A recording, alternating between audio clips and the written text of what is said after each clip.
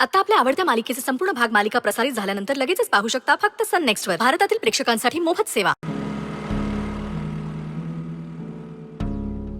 दिनेश कसा आहे? मस्त. ये स्वानंदी, हा दिनेश. हाय. आणि दिनेश, ही आमची स्वानंदी. आज खूप गोड आहे आमची स्वानंदी, अतिशय लागवी आहे. म्हणजे आजच्या जमान्यात अशाही मुली असतात हे मला स्वानंदीकडे पाहून कळलं. आणि स्वानंदी, मी सांगितल्याप्रमाणे दिनेश खरंच खूप चांगला मुलगा आहे. चांगलं कमावतो, गावाकडे शेतजमीन आहे, खूप मोठं घर आहे, सगळं छान आहे. आणि दिनेश, तू लग्नानंतर स्वानंदीला टेलरिंगचा बिझनेस ओपन करून देऊ शकतोस. ती उत्तम शिवणकाम करते. हा हे मग चांगलं आहे ना. आपलं म्हणजे कसं आहे ना, भगवान का दिया हुआ सब कुछ आहे. हा संचिताने सांगितलं तसं.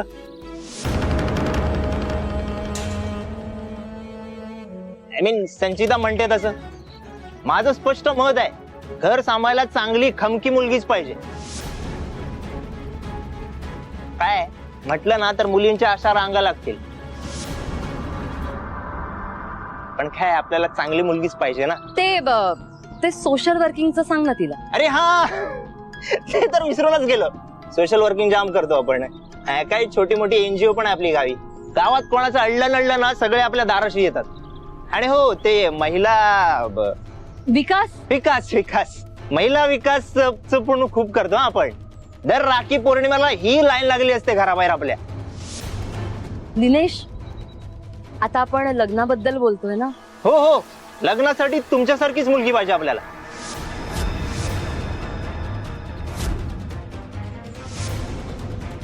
बरं स्वानंदी, दिनेशला तुझ्याबद्दल सगळं माहिती, मी सांगितलंय सगळं. काय दिनेश? हो. आणि त्याला ते मान्य सुद्धा आहे, बरोबर?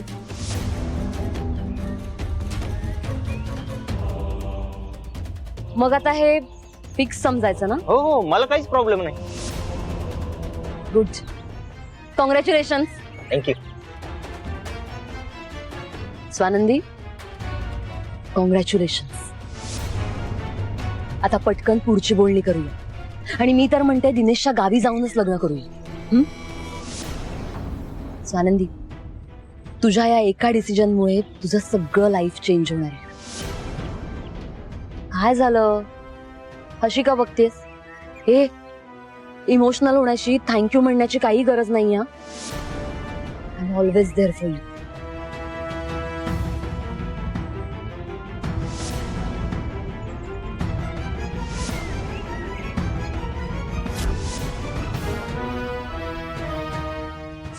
स्वानंदी, गेली ती. मग काय करणार? काय गरज होती एवढी ओव्हर ऍक्टिंग करण्याची? आता राहा असाच बिन लग्नाचा.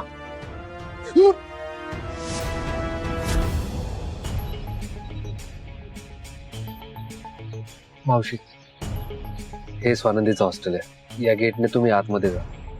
तू नाही येणार आहेस? तू जर तिच्याशी बोललास तर बरं वाटेल रे तुला. नाही, मला जरा एक काम आहे. मी ते पहिले करेन. मी बोले नंतर तिच्याशी. चालते.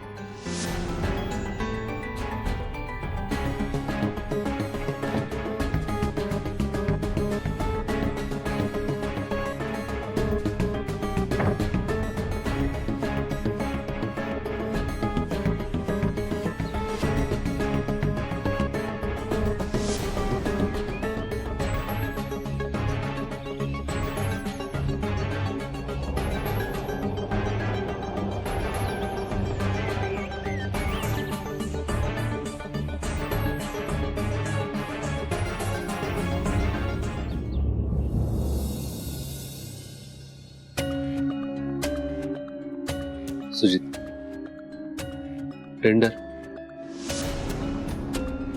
याच्यामुळेच माझी शोधाशोध चालली होती ना. हे टेंडर आपल्या कंपनीला मिळालं नाही म्हणून आपल्या कंपनीचं नुकसान झालं, अशी चर्चा चालू होती.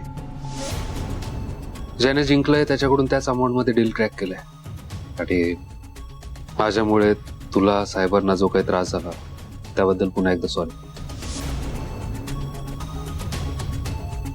म्हणी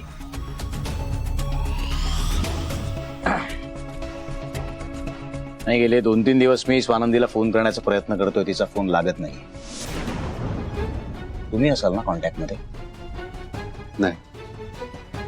कंपनीच्या एका नव्या व्हेंचरसाठी तिच्या मदतीची गरज आहे, म्हणून तिच्याशी बोलण्याचा प्रयत्न करतोय. नाही, मी का असेन कॉन्टॅक्ट मध्ये? तुमचा काय संबंध?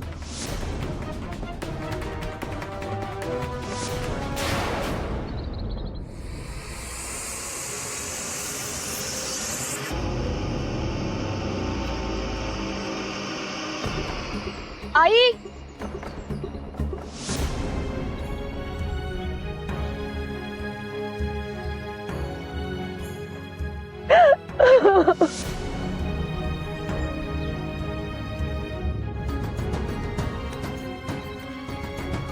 कशी आहेस तू बाळा? तू आलीस ना आता. आता बघी स्वानंदी लवकर बरी होईल.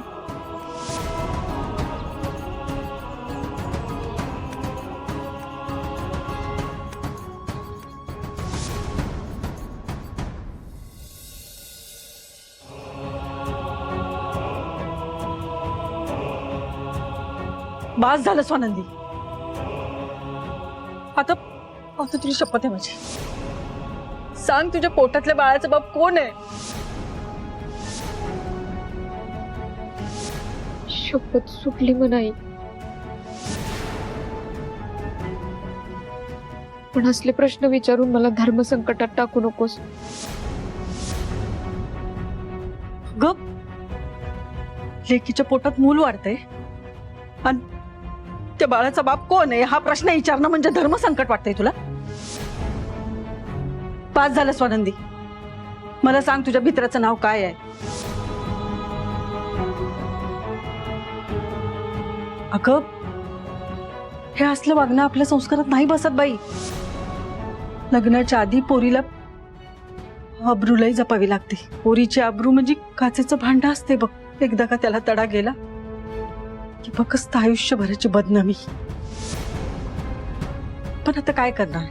झाली ना चूक. आपलं नशीब म्हणायचं आणि पुढं चालायचं. स्वानंदी, स्वानंदी अगं सांग की, त्याचं नाव काय, पत्ता काय, बोल की. काय सांगू आई? तुझ्या कुठल्या बी प्रश्नाचं उत्तर नाहीये माझ्याकडं. हे बघ, तो आपल्या जाती धर्माचा नाही. मी तुला रागवन याची भीती वाटते का तुला?